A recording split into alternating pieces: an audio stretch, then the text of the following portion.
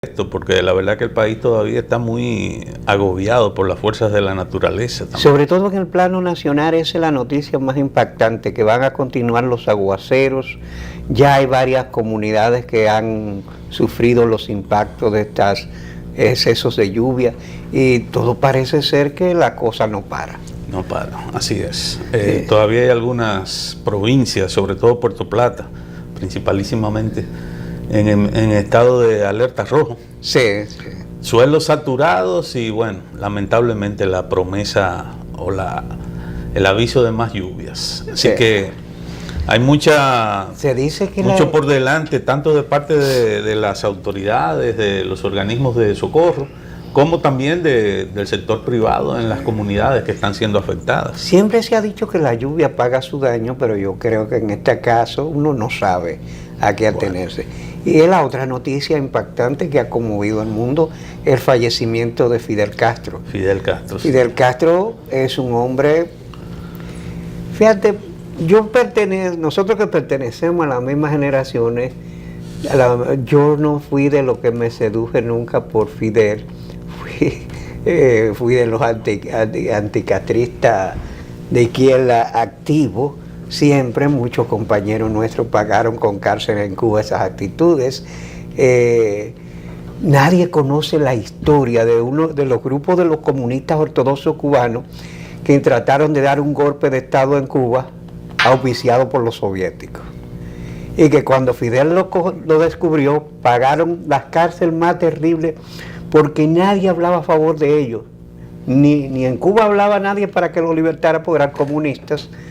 Y la Unión Soviética nunca los defendió, salvo que cuando fueron saliendo, Fidel los dejó ir a Moscú y muchos terminaron sus días en el más absoluto y abyecto de los anonimatos. Es una historia triste y patética que debería ser contada. Así es. Bueno, un personaje ciertamente muy, muy polémico, odiado, querido por muchos, admirado.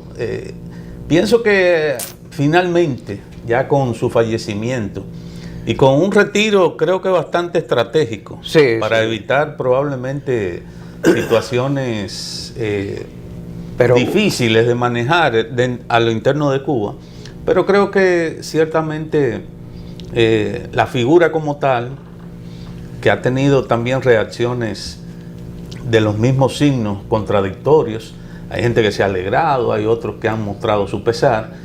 Ciertamente la figura, el ser humano, que quizás es lo más importante en la cultura occidental,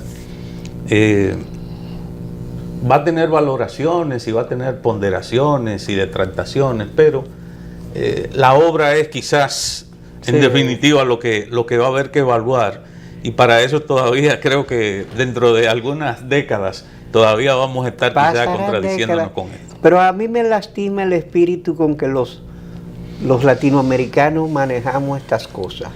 Las filas de cubanos rindiéndole tributo al comandante y las alegrías de Miami son expresiones patéticas, porque la alegría, yo creo que los cubanos del exilio en un momento así deberían sentarse a reflexionar, no a beber y a pachanguear, a reflexionar sobre los cursos de acciones que podrían seguir en una situación como esta. Pero bueno, nosotros debemos queremos iniciar nuestra conversación de hoy justamente con el tema de Fidel, y nuestro invitado de hoy es el doctor Juan Miguel Castillo Pantaleón, un jurista destacado, un hombre que ha asumido responsabilidades públicas, probado, un ciudadano que ejerce esa condición de ciudadano y que seguro tendrá algo que decirnos. Bienvenido, doctor Hola, Castillo ¿cómo están Pantaleón. ustedes? ¿Cómo van las cosas?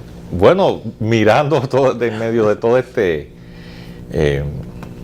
estupor colectivo que ha generado la situación de lluvia, porque uno todavía no termina como de salir de la situación, porque hay de hecho otros fenómenos uno no termina anunciados de secarse cuando ya está empapado. No sé si fue que el cuento del profesor Bosch a la vieja Remigia, yo creo que no fueron 2 pesos de agua, yo creo que él le puso algo más. Bueno, haciendo lógicamente el símil. Alguien le pidió a las ánimas, porque tuvimos un año de sequía, Sí, y parece a las que ánimas del purgatorio. como en el cuento de Bosch, que alguien le pagó, le puso algunas velas más a las ánimas. Era que se llamaba la Sí, sí, así es.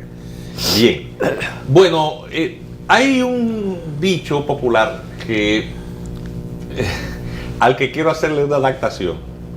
El héroe, dice el dicho, muere joven o vive tanto como para convertirse en villano. En situaciones excepcionales a veces vive tanto tiempo que pasa a convertirse en historia viviente. Entonces eso dificulta mucho el pase de balance en lo inmediato. A propósito de eso, hay un escritor cubano que de lo primero que tuvo con la revolución, que después fue crítico y a quien Fidel motejó en público, en privado, para después dejarlo salir. Y Fidel, él cuenta que Fidel le dijo que un verdadero revolucionario debía morirse antes de los 40 años. Sí, claro, debió aplicarse el cuento. No, pero él tuvo 90. Claro, el héroe muere joven porque el hecho heroico, el gesto heroico, pues obviamente genera admiración. Usualmente a caballo del sacrificio personal, se convierte incluso en paradigma. Porque sí, eso es la dinámica. El héroe, por lo tanto, siempre está a un paso del mito. Porque muchas veces no tiene que confrontar las consecuencias ulteriores del gesto que a veces le cuesta la vida. Y como no lidia con sus consecuencias, no tiene que confrontar el retorno inexorable de la dialéctica, la consecuencia que viene después. A ver, derrocaste la dictadura, el hecho heroico. Mataste el sátrapa, si es un tiranicidio, por ejemplo. Pero luego tienes que construir un gobierno. Y te toca lidiar con quienes eran seguidores del sátrapa. Entonces tienes una de dos: o actúas con espíritu absolutamente democrático, con todas las consecuencias de vulnerabilidades que genera esto, abrazar a tus enemigos aún sabiendo que formaron parte del régimen oprobioso, incluso cuidándote de que no te apuñalen por la espalda. Claro, pero inmediatamente estás al acecho permanente de las conjuras y confabulaciones del régimen que has decapitado. Al profesor Bosch le pasó eso. Es la alternativa luego de la salida de Trujillo y el régimen intermedio del Consejo de Estado. Bueno, hay una campaña política y hay una oferta absolutamente antitrujillista, la de la Unión Cívica y Viriato Fiallo, ¿verdad? Sí. Quien prometía con un látigo de 7 puntas. No me pongan a mí a hablar de eso, que ustedes me llevan más cana a mí. Tú me estás mirando raro, Daniel. He metido la pata, no dije nada incorrecto. No, yo creo que... Okay.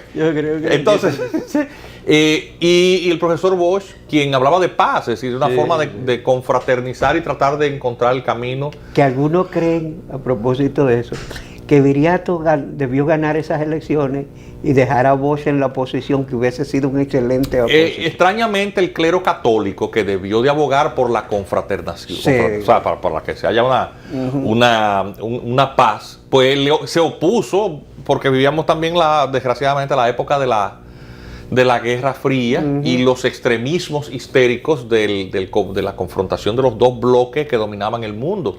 Estados Unidos. Fidel no estaba aquí, pero era presencia activa. Entonces, resulta que aconteció que al no decapitar todo el trujillismo y perseguirlos, pues obviamente se recompone y esas fuerzas conservadoras son las que complotan para su derrocamiento. Tenemos el caso exactamente contrario en Fidel. Fidel los agarra y vamos a decir una frase muy común en el vulgo de la gente, y les dio canquiña para que maticaran ahí, y duro, latigoso. Y los fusilaba y los juzgaba sumariamente, pero además no permitía ninguna forma de disidencia interna. No. Fue despótico. Él decapitó una dictadura para convertirse internamente en otro. Intolerante. Sí. Porque esa es la parte... A ver, en andas de la reconstrucción de una sociedad mancillada por una dictadura, creó otra igualmente autoritaria y que ahogó toda forma de libertad. Esa es la realidad. Entonces, obviamente, el talento de este hombre como estadista estuvo en colocarse en la cresta de la ola, avisorar la confrontación entre estos dos bloques. Lógicamente, había tenido que también confrontar una invasión auspiciada por el imperio que tenía en la dictadura títere, que él había desmontado, un aliado. Es decir, teníamos todo un gobierno, un estado de situación al servicio de las peores mafias. Es decir, pues nada más que ver la película El Padrino, eso es cierto. Claro, claro. O sea, cuando uno ve hablar... Muchos hoteles eran de mafiosos. Sí, pues claro, pues así. Este exilio cubano, a quien él despectivamente les calificó de gusanos, pues obviamente para esa época, si bien es cierto que Cuba no tenía los índices comparables de analfabetismo, lo cierto es que había una brecha de inequidad muy grande para la época y prácticamente un gobierno rehén de esos intereses, porque era una dictadura, a diferencia de la de Trujillo, era una dictadura disfuncional. Es decir, no, administrativamente el Estado cubano no funcionaba y estaba al servicio de grupos mafiosos. A ver, con muchos intereses en la política norteamericana. La diferencia es que Trujillo aquí era el principal mafioso. Sí, sí. O sea, el capo di tutti capi aquí era Trujillo. Sí, no había otro. Era nulo a los otros. Sí. Es decir, todo lo que fue el fenómeno del caciquismo y el caudillismo se decapitaron en la era de Trujillo. No es que le entregas las aduanas de Montecristi a Desiderio Arias, porque eso desapareció porque eliminó toda forma de disidencia. Y él se convierte en el principal mafioso, dueño del país. En el caso de Batista no, porque Batista era un sargento. Además, recordemos que es que a Trujillo la eficiencia en términos administrativos de su gestión tiránica es incuestionable. Construyó de hecho el Estado al mismo tiempo que acrecentaba su fortuna personal, de manera que el crecimiento del Estado es el crecimiento de su fortuna personal. Esto es una gran finca. En el caso de Fulgencio Batista no era así. No, para nada. Obviamente Trujillo fue un marín entrenado por los marines. En el caso de Fulgencio Batista no era un sargento de guardia de línea. O sea, un sargento sobrevaluado. A ver, que por accidentes históricos llega a alzarse con el poder luego de toda una situación. Ese mismo hecho revela que las cosas social y políticamente no andaban bien. Y recordemos también que la dictadura batistiana no tenía a su servicio la intelectualidad cubana. A diferencia de lo acontecido con Trujillo, que Trujillo capta o copta toda la intelectualidad, es decir, y lo hacía con precisión quirúrgica. Identificaba en cada liceo el mejor estudiante y lo empleaba, lo convertía en empleado público. Lo que Al mejor estudiante de la UAS lo reclutaba también. Lo que indica que el proyecto estratégico de Trujillo respecto al Estado Dominicano es muy diferente al que tenía Batista. Sí, entonces, obviamente, el golpe de Estado revolucionario pues cuenta con apoyo popular, a diferencia del trujillato. El trujillismo tenía profundas raíces en la sociedad dominicana, tanto así que cuando matan a Trujillo, una parte importante de la sociedad le llora. Sí. Esa es la realidad. Las mismas filas. Y así mismo, y Juan Bosch comprende eso, y por eso cuando viene a hacer campaña le habla al corazón de esta gente y no le habla de odios ni de divisiones. Obviamente eso, al ser derrocado a los 6 meses, no tuvo el tiempo suficiente para tomar las medidas que le afianzaran en el poder, las cuales necesariamente tenían que ser autoritarias. Necesariamente, porque no hay otra forma de hacerlo. Obligatoriamente. Bueno, él lo comprende, por eso lo de la dictadura. Sí, entonces te vas a hacer una utopía perpetua. Es decir, lo cierto es que las sociedades, antes de que lleguen a alcanzar un cierto nivel de civilización en la cultura política, necesitan de una etapa de disciplina y de educación en la población, de manera que las élites estén en condiciones de estructurar mecanismos democráticos de alternabilidad del poder. Y eso da muchísimo trabajo. Nosotros tenemos democracia hace cuánto tiempo, y lo cierto es que los proyectos políticos de oposición ni siquiera terminan de... Fíjate la poca educación que tenemos, y somos una de las democracias más estables de América Latina, y no tenemos educación en la clase política, ni siquiera para que se pongan de acuerdo entre ellos. Ahí le quiero hacer una pregunta. Un dilema. Una pregunta importante. Yo he visto mucha gente, incluso un amigo querido que yo lo tengo como hermano, que es fidelista rabioso, que está reproduciendo algo que está circulando por las redes. Todos los avances de Cuba, que lo logró Castro, que lo logró Castro, que lo logró Castro. Y es verdad, la presencia unímoda de Castro, que incluso escoge a su sucesor en una dinastía, a su hermano, hace que el Estado como tal esté ausente. Es una estructura personalista. Jurídicamente, hay una estructura jurídica en Cuba que permita contrabalancear de cara ya al futuro las posibilidades de construcción Mira, yo puedo de decirte institucionalidad política? como abogado, porque yo puedo pensar como abogado, obviamente la sociología jurídica es una parte de todo análisis jurídico serio y que aspire a prospectivo, es decir, de tratar de ver qué va a pasar. Y lógicamente la comparación con la realidad dominicana y lo que aconteció luego de la decapitación de una dictadura nos sirve como un contrapunto para... Vaya, no para establecer paralelismos porque son sociedades y momentos históricos distintos, figuras distintas, pero sí para entender o tratar de entender cómo las reglas de la dialéctica van a producir posibles cambios y ver cómo estos cambios, la estructura jurídica del Estado que da un nivel de resistencia, porque las estructuras jurídicas tú tienes que contar con ellas a menos que haya una ruptura completa del orden, lo cual implica guerra civil. Es decir, vamos a partir de que el Estado cubano es un Estado socialista, es un Estado soberano con su constitución, su sistema jurídico, su sistema de administración pública que tiene todo un conjunto de normativa funcionando. Y eso es un hecho, no es una opinión, porque el Estado funciona. A ver, de hecho, Fidel se retira hace varios años y el Estado ha continuado funcionando. Y el Partido Socialista, es decir, pero también las estructuras políticas que le dan soporte a ese régimen, han continuado funcionando. Lógicamente, funcionan sobre una base absolutamente anómala, que es la eliminación e intolerancia de toda forma de disidencia o alternativa política posible, si no hay más partidos. Pero obviamente los sistemas llega un momento en que se agotan.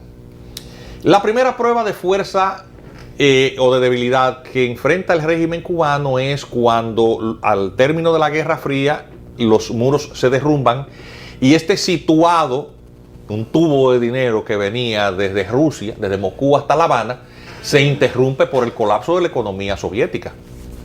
Y por lo tanto, ese enclave que estratégicamente tiene un valor, es decir, a 90 millas del territorio de la potencia adversaria, tú tenías un enclave que podía jugar un rol determinante. Bueno, la crisis de los misiles en una crisis militar, en una confrontación que llegara a niveles de la beligerancia, a nivel de confrontación o guerra, pues tú tenías ahí una base perfecta. Entonces, obviamente la crisis económica rusa somete a la primera prueba de fuerza o de debilidad al régimen cubano y empieza el larguísimo periodo especial. Obviamente no alcanza uno a entender bien porque el nivel de información de lo que sale de la isla ha sido siempre muy sesgado y muy limitado. Es decir, uno no sabe cómo operó el régimen real y efectivamente para que esta presión económica, que es la falta de recursos, la desaparición de su, entre comillas, mercado natural, que deja de comprarle cosas también porque Rusia está en medio de una crisis, ¿cómo logra sobrevivir en medio de un bloqueo y un aislamiento tremendo continental? Sí, porque el bloqueo es un hecho. Claro, no pues claro. Negar. Y a ver, pero recuerda que todo tiene una acción y una reacción. Claro. El bloqueo también actúa como un legitimador del régimen. Sí, porque un mecanismo de defensa. Claro. Tenemos la evidencia, dice. Claro, y que es el principal activo de la Revolución Cubana. Claro. El discurso nacionalista, porque toda la carencia es producto de una agresión del enemigo. A todo hay una explicación. Es que es el enemigo. No es que el régimen es infuncional económicamente, es que es por culpa del enemigo. Claro. Y los norteamericanos nunca entendieron eso. La mejor manera de tú destruir un régimen comunista es mandándole mucha Coca-Cola y mucha televisión por cable. Sí, para que se corrompan. Exacto. Siempre he dicho eso, la apertura. Tú no ves los políticos dominicanos haciéndole que se dan codazos por ver cuál de ellos es el más complaciente. Sí. En Rusia, la apertura, junto con el intento de apertura, con que lo jugó un aprendiz de brujo, destapó todo y se cayó. Indudablemente, claro, porque es que le tiemblan las rodillas inmediatamente desde que tú le empiezas a hablar de posibilidad de disfrutar de todos los bienes y servicios. Ponerse un jean. Y toda esa absolutamente superflua que produce el capitalismo, pues ese hedonismo natural genera una decomposición y una corruptela. O sea, eso es un perfecto abono para eso. El aislamiento lo que produjo, por lo tanto, fue además también, la limitación en una parte importante de los sectores pensantes, porque a falta de insumos, La inteligencia es como una planta que si no le da el sol y le echas agua, pues se atrofia. Quizás un retoñito, pues apenas termina siendo un hierbajo y no un árbol. El pensamiento aislado, pues las limitaciones de acceso al conocimiento y la propaganda oficial terminan convirtiendo los pueblos en verdaderos enanos. Los fermentos, eso pasó aquí también en el Trujillo. Recuerde, doctor, que ya cuando se produce la caída de la Unión Soviética y ese corte drástico de ese tubo de suministro, como usted señala, ya Cuba tenía una situación también diferente en el entorno latinoamericano y caribeño, porque de hecho ya, incluso desde aquí se vendían ya muchísimos productos de mediados de los 80, se exportaban productos hacia Cuba. Bueno, para la guerra había pero con limitaciones. Y el caso de que ya existía, por ejemplo, Nicaragua, producto también de una revolución a la que los cubanos ayudaron, y ya había creado la situación de Panamá y de Colombia, que habían reconocido y de hecho habían planteado también en el marco de la OEA el levantamiento de las sanciones a Cuba desde esa época. Pero aún así las Entonces creo que un muchas. poco compensó eso, aquel corte, como que un poco compensó con una cierta flexibilización en el entorno. Quizás eso dio regional. las bocanadas de aire suficientes para que no muriera por hipoxia. Sí, O sea, quizás. Obviamente uno no vive allá, pero algo tiene que haber acontecido que permitió que el régimen sobreviviese. Entonces luego se produce el cambio del escenario mundial con las múltiples facilidades que dieron los gobiernos norteamericanos también, con las leyes de piel seco, pie mojado, que le permitía reconocimiento de la condición de asilados políticos a todo ciudadano cubano que lo alegase y pisara territorio firme norteamericano. Eso también dejaba una válvula de escape muy grande a las insatisfacciones ciudadanas, porque la gente decía, bueno, pero para yo sin control de armas y con un control, sin acceso a las armas y con un control policial tan estricto, ¿cuáles posibilidades reales tenemos de hacer un levantamiento armado? Lo cierto es que la mayoría de la gente lo piensa. Y pues entre eso y poderte ir en yola, pues la mayoría de la gente se ve en yola. Sí. Porque eso es lo que ha pasado.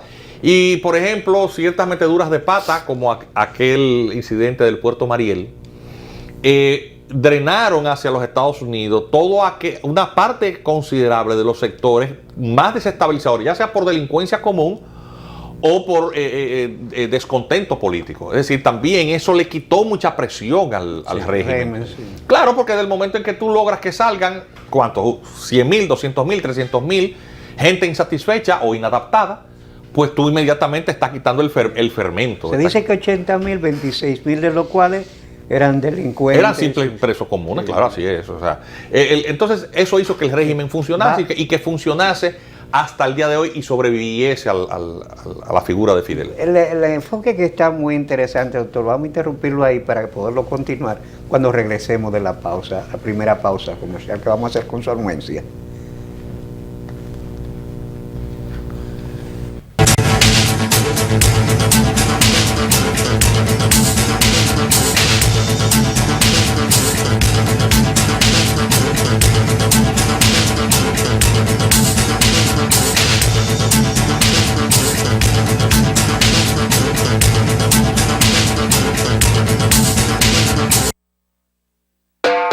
Ahora puedes resolver todas tus diligencias bancarias y hacer tus depósitos donde compras el arroz, realizar tus recargas donde te arreglan, hacer todos tus retiros donde compras tus recetas y guardar esos clavos donde compras el martillo. Todo esto y más en nuestra red de subagentes Cerca Banreservas, disponible para ti en todo el territorio nacional.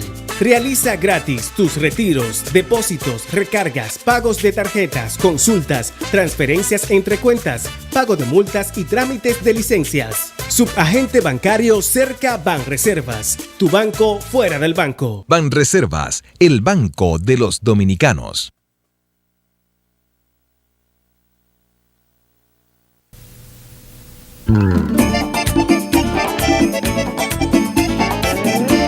El coro innova, te viene a cantar, cantos de alegría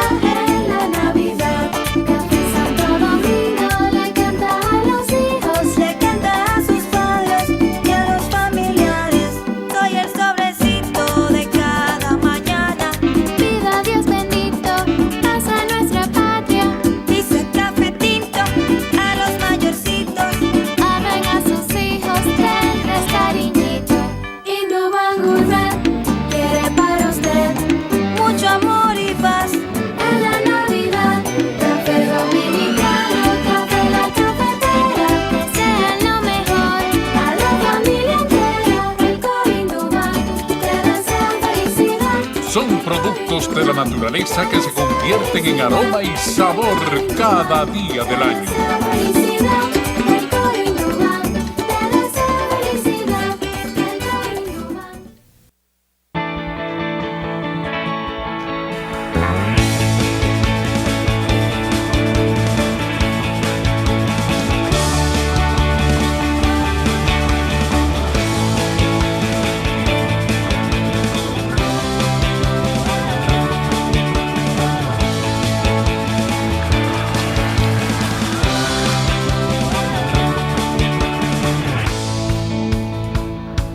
Dale millas a tu vida. Ahora también cambia tus millas para pagar tu tarjeta de crédito y los impuestos de boletos aéreos. Entra a popularenlinea.com y descubre todo lo que puedes hacer con ellas. Popular, a tu lado siempre. La CDEE, enfocados en su plan integral, trabaja en más de 100 proyectos de reducción de pérdidas y rehabilitación de redes en todo el país para mejorar el voltaje y mantener la continuidad del servicio. Se construyen 8 nuevas subestaciones, 16 en proceso de repotenciación, 24 en total. Avanzamos con 1.825 kilómetros de redes rehabilitadas, 268 kilómetros de nuevos circuitos, más de 20.000 clientes prepagos, 243.000 clientes normalizados, 212.000 nuevos clientes telemedidos, alcanzando ya más de 340.000 en las 3 sedes. Corporación Dominicana de Empresas Eléctricas Estatales, CDEE, hacia la solución definitiva.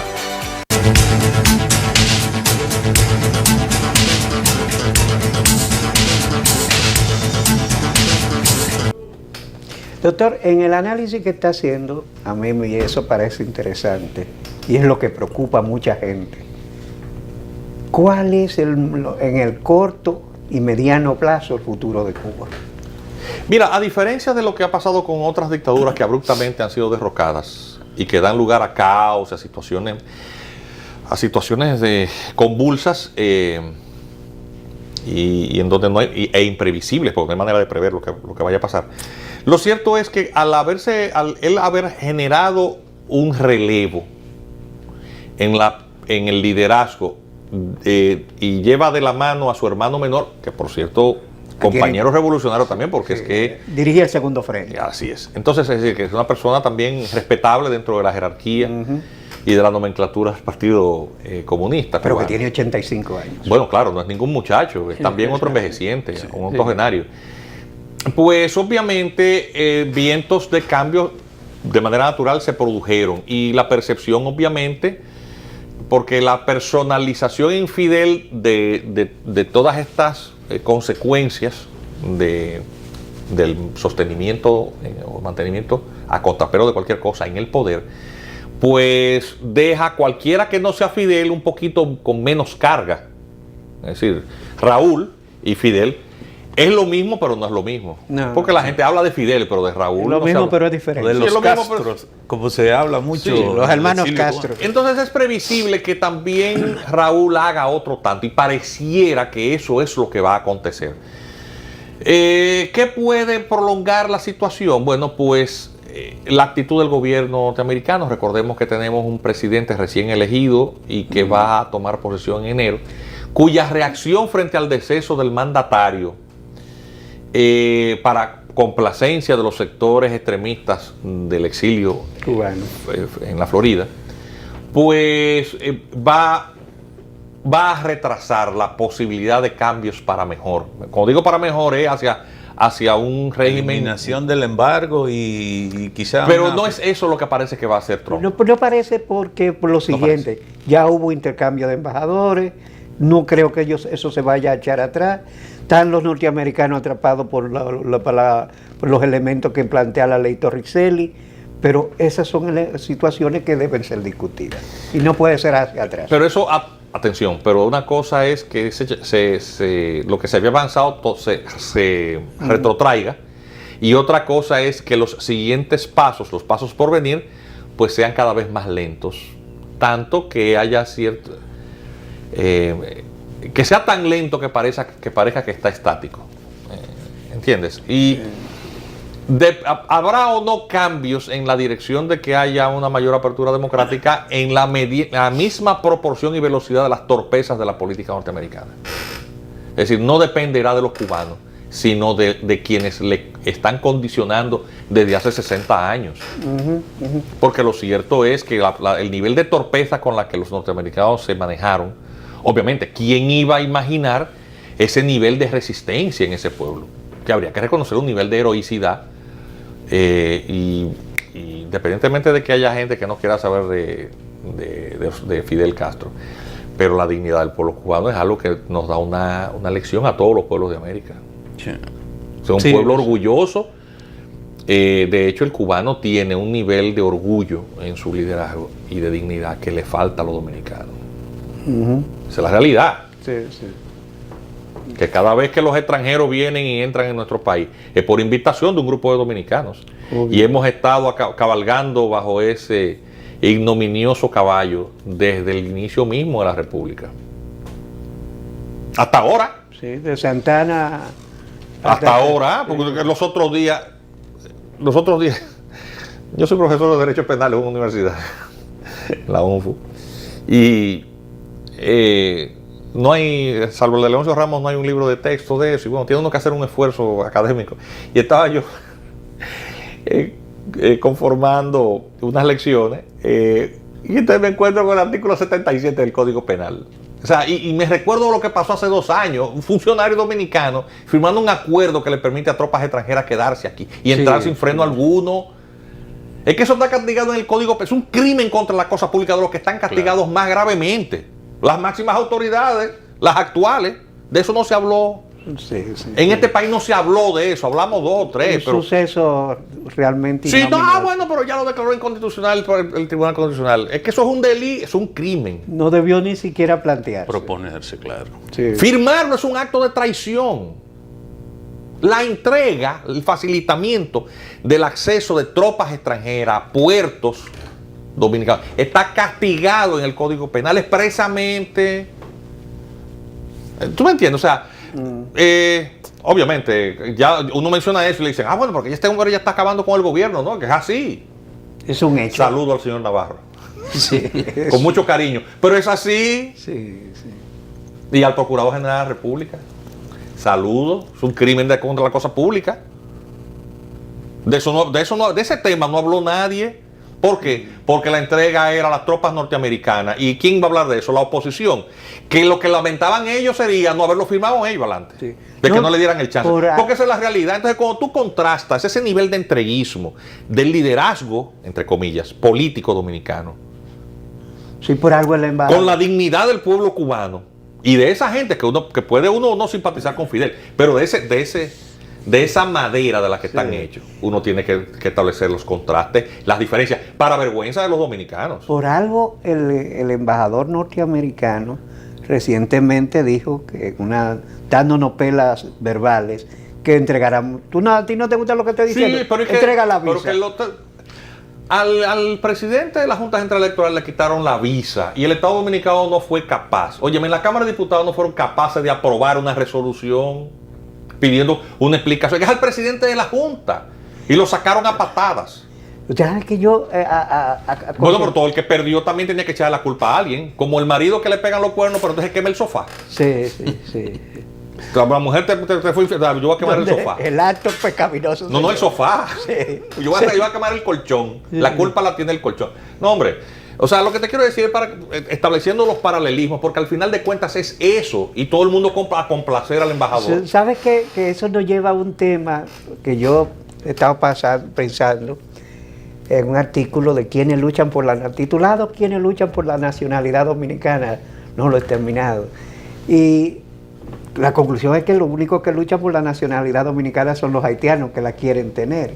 Porque aquí se aprobó una cosa que jurídicamente, y se lo quiero plantear, yo creo que jurídicamente no tiene asidero. Los Estados Unidos no aceptan la doble nacionalidad, bajo ningún concepto, pero nosotros tenemos una ley promovida por políticos liberales, de la cual se sienten orgullosos, de tener la doble nacionalidad. Y te encuentra que políticos de primer nivel hasta de izquierda mandan a su mujer a parir a los Estados Unidos para que tengan la nacionalidad dominicana, jurídica y sociológicamente. Usted que es experto en nacionalidades, no, eso lo vamos a... Porque eso no se sancocha Sí, así. no. Lo vamos a hacer después que regresemos de Está la bien, pausa está bien. final que vamos Eso no a es tan complejo, tú vas a ver que no.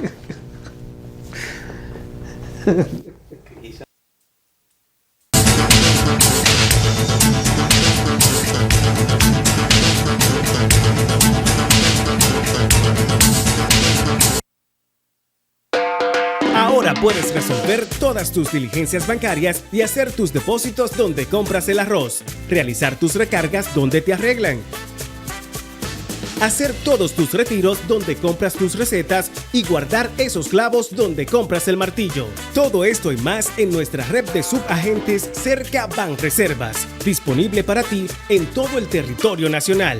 Realiza gratis tus retiros, depósitos, recargas, pagos de tarjetas, consultas, transferencias entre cuentas, pago de multas y trámites de licencias. Subagente bancario Cerca Banreservas, tu banco fuera del banco. Banreservas, el banco de los dominicanos.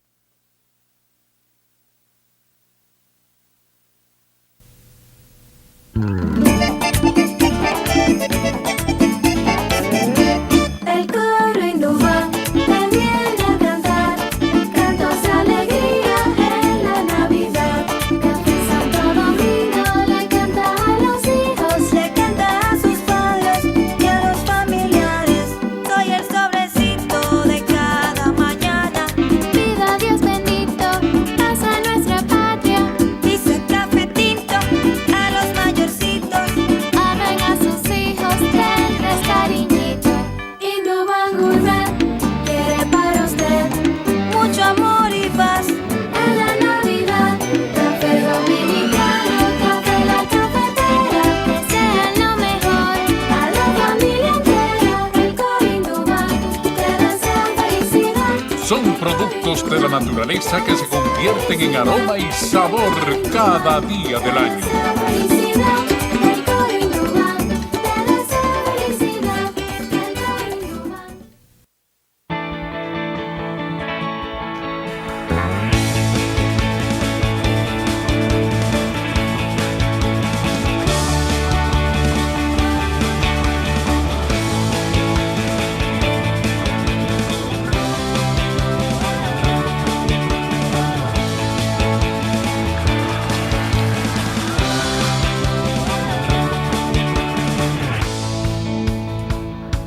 Dale millas a tu vida. Ahora también cambia tus millas para pagar tu tarjeta de crédito y los impuestos de boletos aéreos. Entra a popularenlinea.com y descubre todo lo que puedes hacer con ellas. Popular, a tu lado siempre.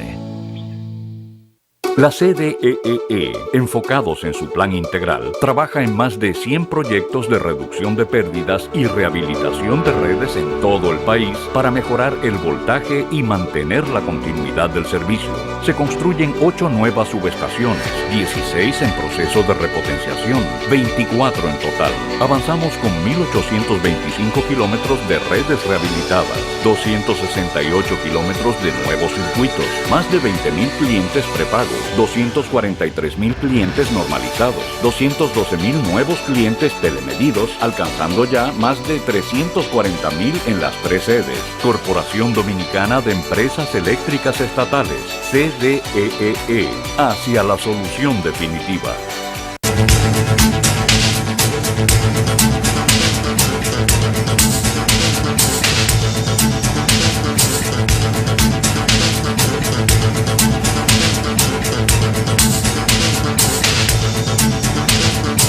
Bueno, quise que no, ya al final, que no agotáramos todo el programa hablando de Cuba y de Fidel, y lo metí a un tema que es muy de su especialidad.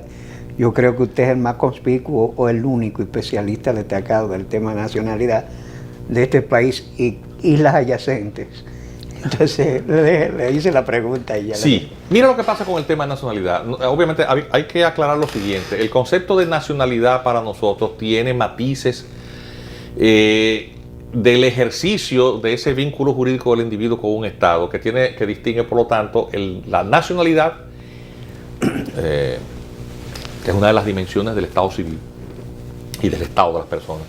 Y el tema político, que nosotros le denominamos a eso ciudadanía. Por lo tanto, usamos el término ciudadanía para referirnos a la condición del ciudadano en pleno ejercicio, ya de más de 18 años de edad, sí. y que por lo tanto podrá ejercer el derecho a ser elegido y a elegir. Esa parte activa y pasiva que nos viene incluso desde el derecho romano. El jus suffragii y el jus honorum. Sí. Derecho a ocupar posiciones electivas o derecho a elegirlas.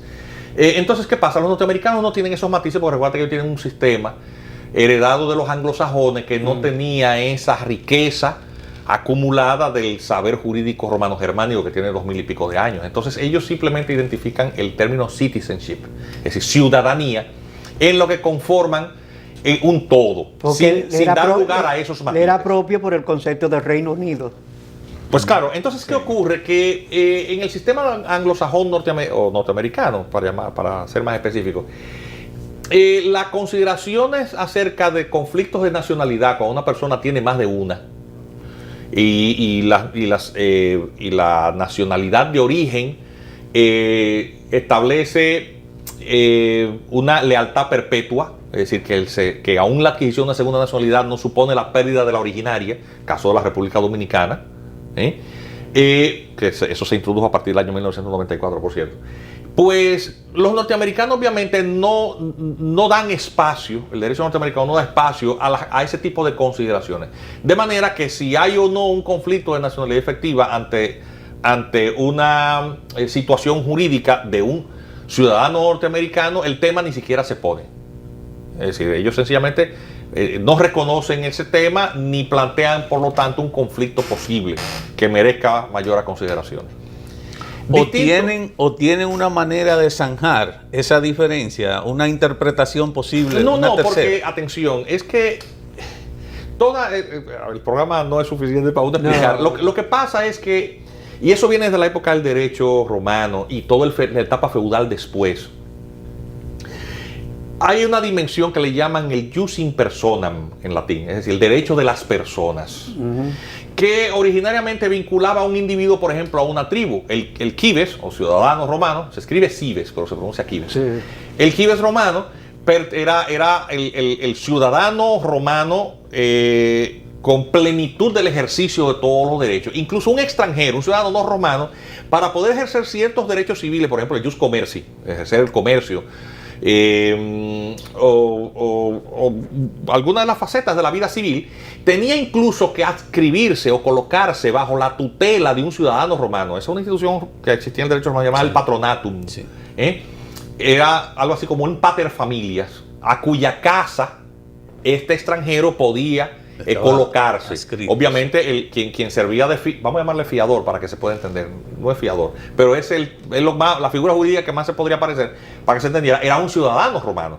Entonces, posteriormente, cuando el Imperio Romano se fragmenta y se crean multiplicidad de monarquías y reinos y un sistema feudal, porque había colapsado el imperio, pues entonces ahí y también porque el derecho romano deja de ser efectivo en todo el confín del imperio, porque es que los bárbaros destrozan todo esto y se desmenuza. Se desarticula totalmente. Entonces, a ver, ¿cuál es la ley que va a aplicar? Entonces, una serie de costumbres bárbaras, el derecho consuetudinario o costumbrista empieza a aplicarse, y muchos de estos territorios que en algún momento fueron provincias romanas ya no lo eran, pero la penetración de la cultura jurídica fue a medias.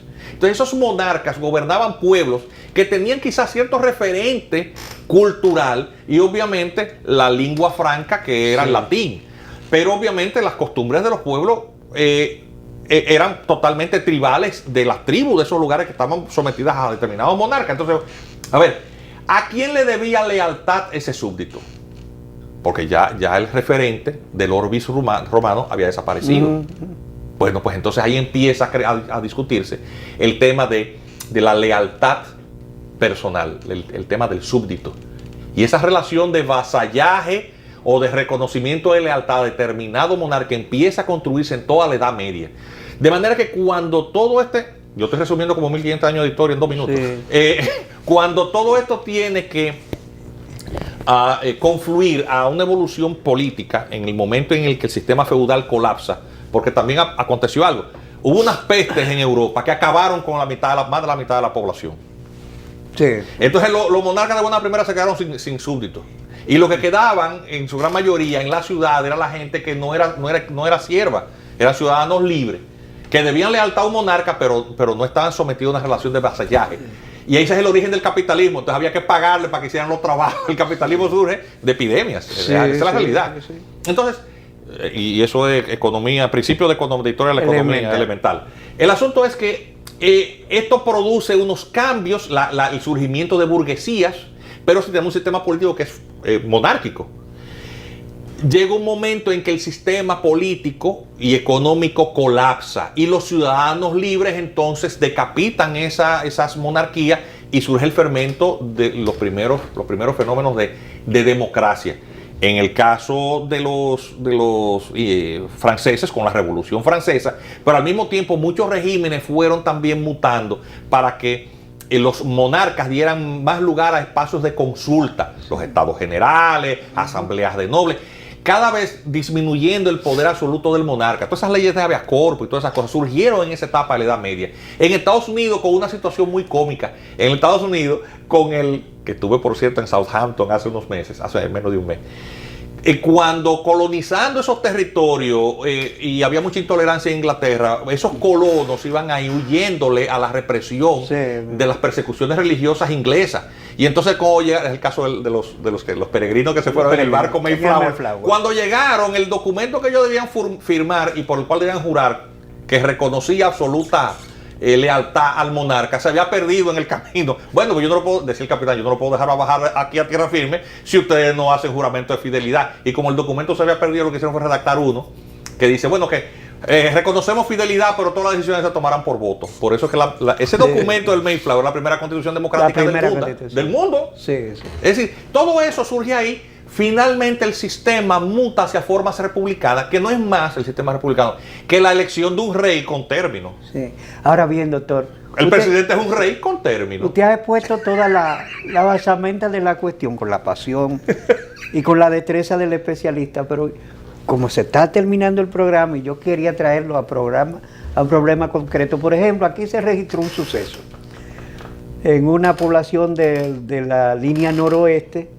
Un sujeto que se nacionalizó norteamericano, dueño de negocios de dudosa reputación, entiende que la mujer le ha sido infiel y le entró a tiro a media manera en el parque del pueblo.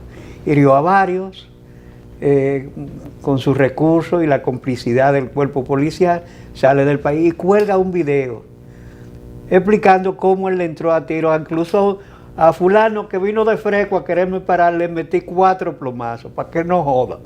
Y ya yo estoy aquí y de aquí no me pueden sacar porque yo soy gringo. Esa situación, porque ni siquiera como símbolo de persecución a la inseguridad. Bueno, pero es que ahí el esquema es distinto, porque aquí no se está hablando de estatuto personal. Es decir, no, y la creencia en los ciudadanos que si ellos se hacen norteamericanos, son inmunes a bueno, claro, pero la persona está actuando con ignorancia. Es decir, la adquisición de segunda nacionalidad no es un mecanismo de impunidad a las leyes penales. No. Porque las leyes penales no son extraterritoriales, aplican las leyes nacionales. La ley del lugar del hecho es la que se aplica. Pero ya extraditarían a un norteamericano. Obviamente eso requeriría, en caso de que la persona evada la persecución de las autoridades locales, el agotamiento de otro procedimiento que está en el campo del derecho penal y del derecho internacional público, que son los mecanismos de cooperación judicial internacional y de solicitud de extradición.